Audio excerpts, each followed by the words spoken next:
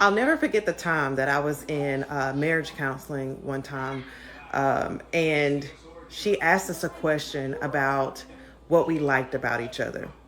We had been previously talking about, how, our lights had been turned off, how, he wasn't coming home at night, he was spending money in strip clubs. I believe I had found out that he was, entertaining escorts and things like that. Like we were really struggling. And a lot of the reason that we were struggling is because he was just out in the streets and, he was focused on a lot more extracurricular things than just providing for his family. I was trying to make it through school at the time, and the support was little to none. I was doing odd jobs, for other people, and also asking my parents to borrow money. They were paying our phone bill, like our cell phone bill. At one point, they actually bought a car for me because we didn't have but one vehicle. Matter of fact, during the course of this marriage, they actually provided us with two vehicles on two separate occasions. So we were struggling.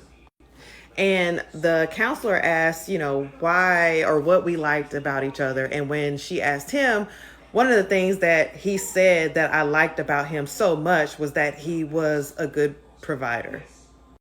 Like that was the very first thing that he started off with. And the slow head turn that me and her both did, like just.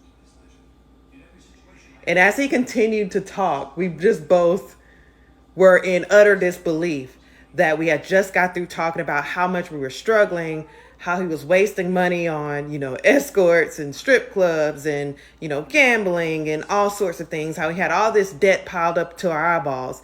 And the first thing that this man said that I liked about him or that I loved about him was that he was a great provider.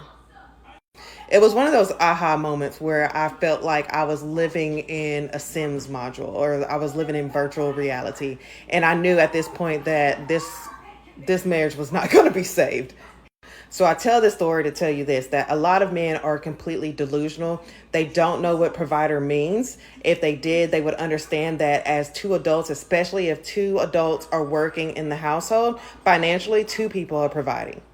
And if they're doing things like cheating and, abusing you mentally or physically, or, they're always putting you in a position to be hurting you, they're definitely not providers because they're not able to provide any type of safety for you. And that's where we have to start looking at what is a protector and a provider.